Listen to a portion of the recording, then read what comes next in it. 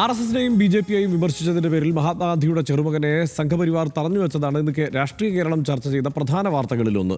ഗാന്ധിജിക്ക് സിന്ദാബാദ് വിളിച്ചായിരുന്നു തുഷാർ ഗാന്ധിയുടെ പ്രതിരോധം. ശ്രീനാരായണ ഗുരു മഹാത്മാഗാന്ധി കൂടിക്കാഴ്ചയുടെ ശതാബ്ദി ആഘോഷിക്കാൻ അതിൽ പങ്കെടുക്കാൻ ഇന്നലെ തുഷാർ ഗാന്ധി കേരളത്തിലെത്തിയിരുന്നു. ഗാന്ധി ഘാതകനും നായക പരിവേഷം നൽകാനാണ് BJP ശ്രമിക്കുന്നത്. അവർ നടപ്പാക്കാൻ നോക്കുന്നത് ഗോഡ്സെ ഇസമാണ് എന്ന് ശിവഗിരിയിൽ തുഷാർ ഗാന്ധി പ്രസംഗിച്ചപ്പോഴേ സംഘപരിവാർ ഉപശാലകൾ അസ്വസ്ഥപ്പെട്ടു തുടങ്ങിയിരുന്നു.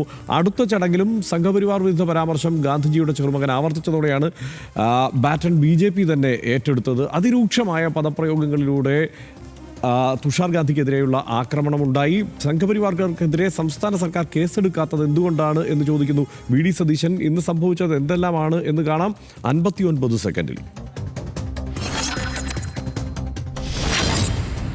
ബുധനാഴ്ച തിരുവനന്തപുരം നെയ്യാറ്റിൻകരയിൽ ഗാന്ധിയൻ ഗോപിനാഥൻ നായരുടെ പ്രതിമ അനാച്ഛാദനം ചെയ്യാനെത്തിയതായിരുന്നു മഹാത്മാഗാന്ധിയുടെ ചെറുമകൻ തുഷാർ ഗാന്ധി. ചടങ്ങിൽ തുഷാർ ഗാന്ധി നടത്തിയ പ്രസംഗം സംഘപരിവാറിന് അലോസരമായി. RSSും BJPയും രാജ്യത്തിന്റെ ആത്മാവിനെ ബാധിച്ച അർബുദമാണ്. ഇന്ത്യയെ മതരാജ്യമാക്കാനാണ് അവരുടെ ശ്രമം. ഇതായിരുന്നു തുഷാർ ഗാന്ധിയുടെ വാക്കുകൾ. പ്രകോപിതരായ BJP RSS പ്രവർത്തകർ തുഷാറിനെ തടഞ്ഞുവെച്ചു. ഗാന്ധിജിക്ക് ജയ് വിളിച്ചായിരുന്നു ചെറുമകന്റെ പ്രതിരോധം.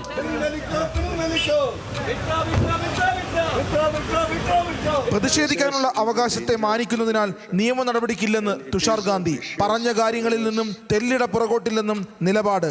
CPIയും DYFIയും പ്രതിഷേധം അറിയിച്ചു.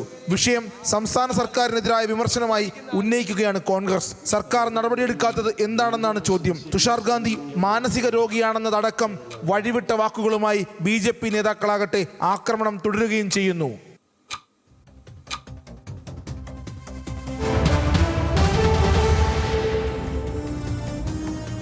ഇതിപ്പോൾ മഹാത്മാഗാന്ധിയുടെ മരണം മുതൽക്ക് തന്നെ വലിയ വിമർശനം RSS സംഘപരിവാർ ഏറ്റുവാങ്ങുന്നുണ്ട്. അതല്ലെങ്കിൽ ആ വിഷയം ഇങ്ങനെ ചർച്ചയായി നിൽക്കുന്നുണ്ട്. അത് ഒരു വസ്തുതയാണ്. അങ്ങനെയുള്ളപ്പോൾ സ്വാഭാവികമായും ഈ മട്ടിലുള്ള ഒരു പ്രതിഷേധവും ഈ മട്ടിലുള്ള പദപ്രയോഗങ്ങളും ഒന്നും വേണ്ടിയിരുന്നില്ല എന്ന് തന്നെയാണ് എനിക്ക് തോന്നുന്നത്. തുഷാർ ഗാന്ധിയെ തടഞ്ഞതിന് പിന്നിൽ എന്താണ് എന്നുള്ളത് നമുക്കൊന്ന് ഓടിച്ചു നോക്കാം. തുഷാർ ഗാന്ധി എത്തിയത് ഗാന്ധിയൻ ഗോപിനാഥൻ നായരുടെ പ്രതിമ അനാച്ഛാദനത്തിനാണ്. ഏറ്റവും ഒടുവിൽ അദ്ദേഹം ആ ചടങ്ങിലായിരുന്നു പങ്കെടുത്തിരുന്നത്. ചടങ്ങിന് ശേഷം മടങ്ങുമ്പോഴാണ് സംഘപരിവാർ പ്രവർത്തകർ തടഞ്ഞത്. പ്രകോപനം ചടങ്ങിലെ തുഷാർ ഗാന്ധിയുടെ പ്രസംഗമായിരുന്നു. RSSും BJPയും രാജ്യത്തിന്റെ ആത്മാവിനെ ബാധിച്ച അർബുദം എന്ന പ്രയോഗമാണ് തുഷാർ ഗാന്ധി നടത്തിയത്. ഇന്ത്യയെ മതരാജ്യമാക്കാൻ ശ്രമം എന്നും തുഷാർ ഗാന്ധി പറഞ്ഞിരുന്നു. ഇത് രാഷ്ട്രീയം പറയാനുള്ള വേദി അല്ലെന്ന് സംഘപരിവാർ പറഞ്ഞു. പരാമർശം പിൻവലിച്ച് മാപ്പ് പറയണമെന്നും ആവശ്യപ്പെട്ടു. ഗാന്ധിജിക്ക് ജയ് വിളിച്ചാണ് തുഷാർ ഗാന്ധിയുടെ പ്രതിരോധമുണ്ടായത്. തടഞ്ഞു വെച്ചത് അരമണിക്കൂറോളം ആയിരുന്നു. അധിക്ഷേപം പിന്നീടും ഉണ്ടായി എന്നുള്ളതാണ് അതിലെ സങ്കടകരമായ കാര്യം. കാരണം തുഷാർ ഗാന്ധി മാനസിക രോഗിയാണെന്നും BJP നേതാവ് S സുരേഷ് പറഞ്ഞു. തലച്ചോറും നാവും അർബൻ നക്സലൈറ്റുകൾക്കും രാജ്യദ്രോഹികൾക്കും പണയം വെച്ചു എന്നാണ് ആരോപണമുണ്ടായത്. എന്തായാലും ഇക്കാര്യത്തിൽ ഇപ്പോൾ അറസ്റ്റ് അടക്കം സംഭവിച്ചിട്ടുണ്ട്.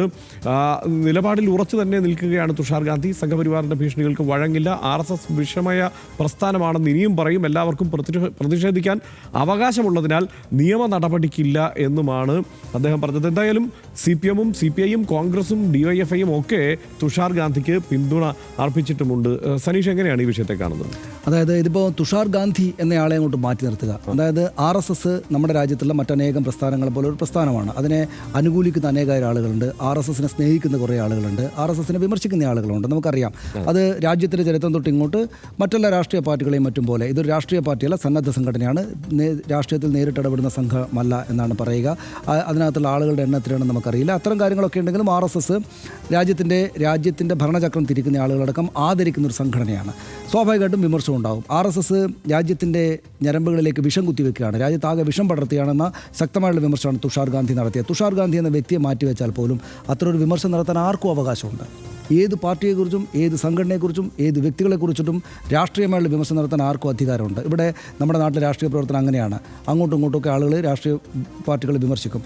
അപ്പോൾ ഒരാളെ അങ്ങനെ പരസ്യ വിമർശനം നടത്തിയ ഒരാളെ അരമണിക്കൂർ വട്ടമിട്ട് നിന്നിട്ട് തടസ്സപ്പെടുത്തുക എന്ന് വെച്ചാൽ അത് ചെയ്യാൻ പാടില്ലാത്തതാണ്. RSSകാർ അത് ചെയ്യാൻ പാടില്ലാത്തതാണ്. RSSന്റെ നേതൃത്വം എന്താണെന്ന് നാളെ മുതൽ നിങ്ങൾ ചെയ്യരുത് എന്ന് RSSന്റെ നേതൃത്വം അവരോട് പറയേണ്ടതാണ്.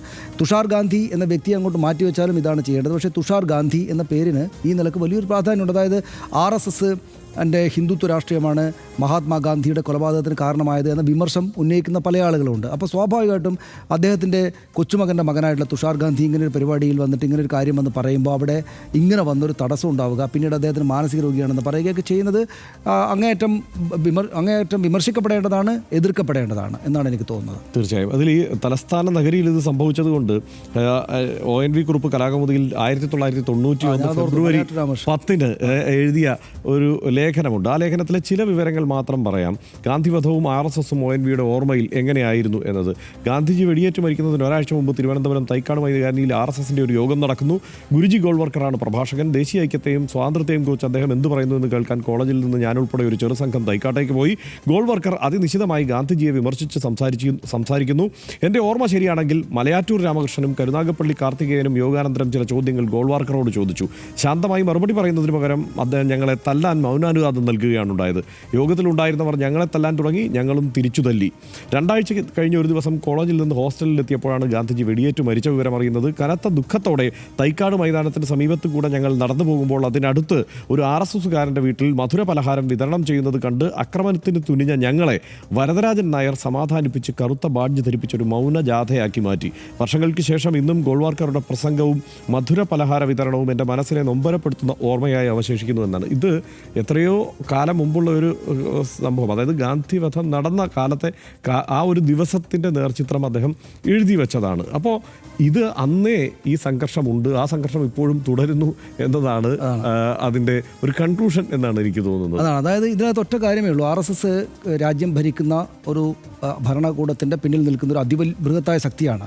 വലിയ പവറുള്ള, ഇന്ത്യക്ക് വലിയ പവറുള്ളൊരു കാര്യമാണ്. അതിനകത്ത് അഭിമാനിക്കാം RSS പ്രവർത്തകർക്ക്. പക്ഷേ അഭിമാനിക്കുന്നത് കൊണ്ട് അത്ര വലിയ സംഘമായതുകൊണ്ട് അവർക്കെതിരെ സ്വാഭാവികമായിട്ടും വിമർശനം വരും. ആ വിമർശനം വരുമ്പോഴൊക്കെ റോഡിൽ നിന്നിട്ട് ആളുകളെ തടയാൻ പാടില്ല. അത് RSSന്റെ നേതൃത്വം അവരോട് പറയുന്നത്. തലച്ചോറുന്നാവും അർബൻ നക്സലൈറ്റുകൾക്കും രാജ്യദ്രോഹികൾക്കും പണയം വെച്ച ഭ്രാന്തൻ എന്നാണ് തുഷാർ ഗാന്ധിയെ BJP സംസ്ഥാന സെക്രട്ടറി S സുരേഷ് വിശേഷിപ്പിച്ചത്.